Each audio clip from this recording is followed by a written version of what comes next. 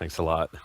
So a couple of years ago, I came here and talked about the human body's connection to the ocean, how we're all born with these amphibious dive reflexes that allow us to dive very deep for minutes and minutes at a time. And I talked about the people who had honed these abilities and used it, these free divers who were connecting with the ocean, who were connecting with themselves and with oceanic animals. And they were doing stuff like this. They were diving face to face with sharks. They were diving with dolphins. They were even having encounters with sperm whales. And along the way, I learned how to free dive. And the first thing I learned about free diving was that it was all about breathing.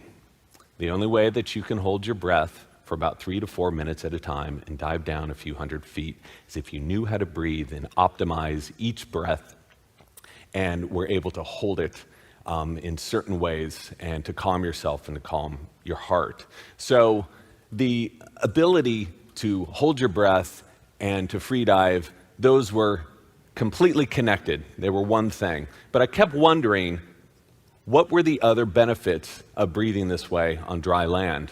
Well, these guys knew it. Yogis, they understood that respiration was absolutely part of health. You can't have health before you master respiration. So I asked a few doctors if how we breathe really mattered. And the answer I heard was pretty much, it didn't. Basically, breathing like this was the same as breathing like this. The point was, we just needed to get oxygen into us. As long as we weren't diseased, our bodies would do the rest. We were all built with these amazing mechanisms that allow us to compensate if we're breathing too fast or too slow or too deep. Our bodies could do everything, and they would always maintain homeostasis.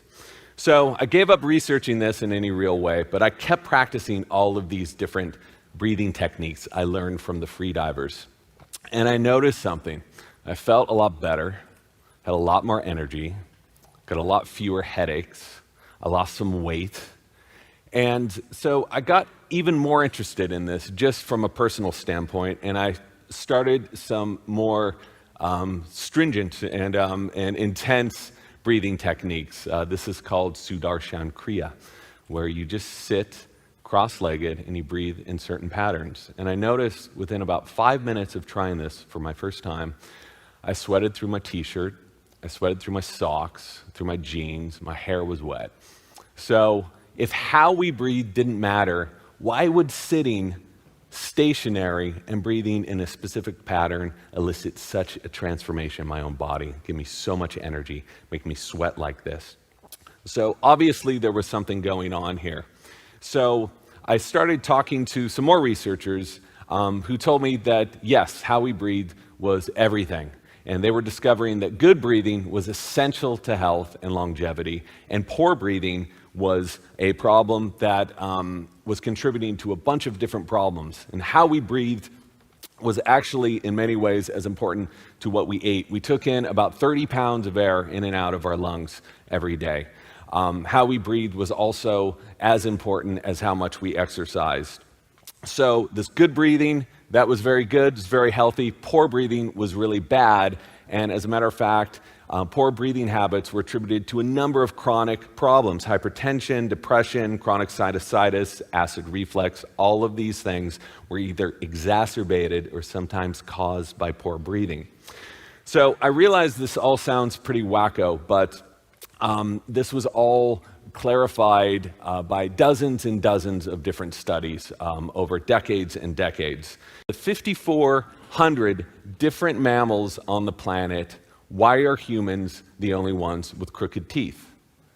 If you look at chimpanzees, perfect teeth.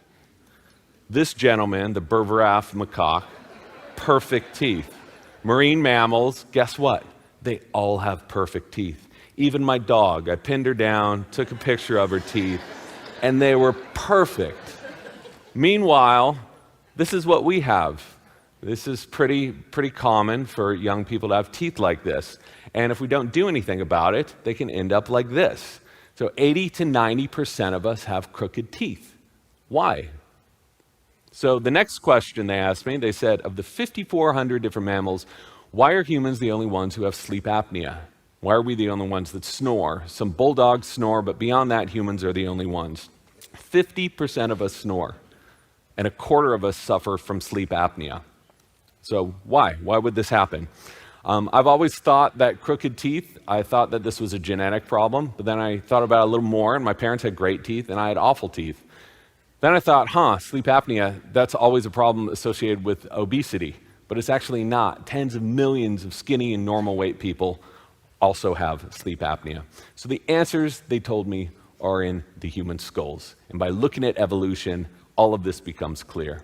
This woman represents the sort of facial growth that we had about 500 years ago. As the centuries pass, she starts representing where we are now. So what happens when your face grows backwards and your mouth grows smaller?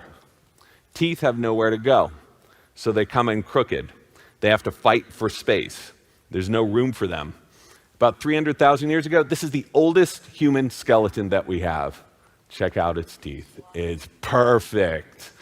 So this is a pre-human species, perfect teeth once again.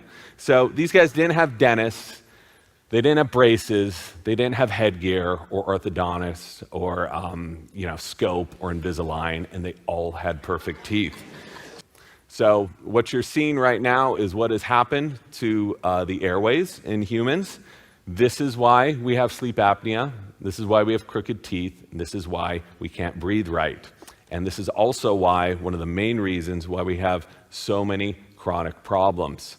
I just looked up sleep apnea on a good friend PubMed here, and there's like 7,000 different articles showing the deleterious effects of sleep apnea. So are you guys depressed yet? Because I certainly was when I discovered all of this, but it made just such perfect sense. You just can't deny it. And how do we get from this back to that, and from this back to that? So changing your skeletal structure, that's really hard, and no one's going to do that. But what you can do is change the way you're breathing. And by optimizing the 20,000 breaths you take every day, something amazing happens.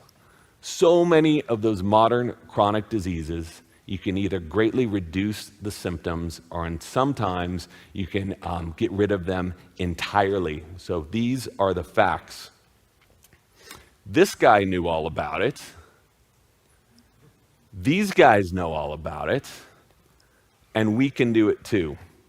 So this is what I've discovered over the last couple of years researching a book on the lost art and science of breathing, following a single inhale as it makes its way through our bodies, through our noses, through our mouth, down our throat, into our lungs, into every healthy cell of our body.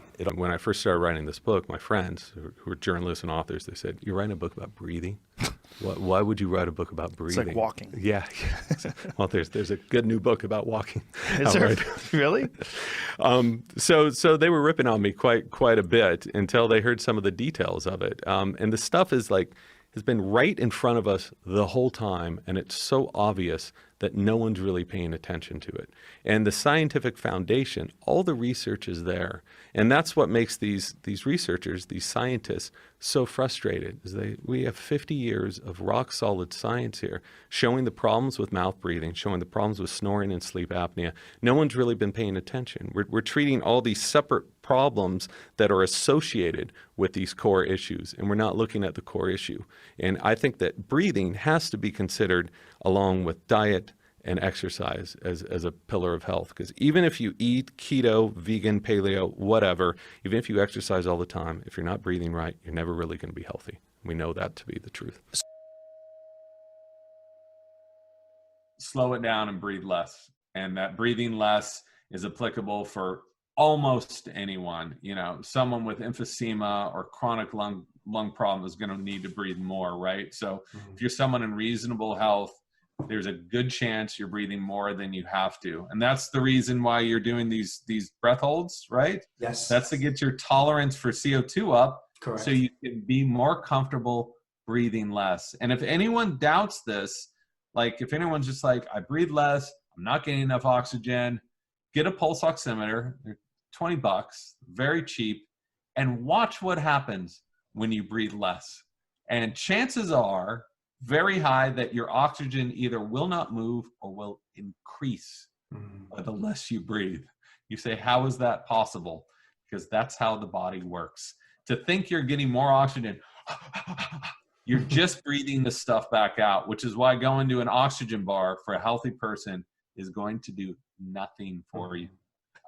It is about using the breath in your body most efficiently, not constantly needing more. So nasal breathing, and this is how I set up the chapters in the book, as you know.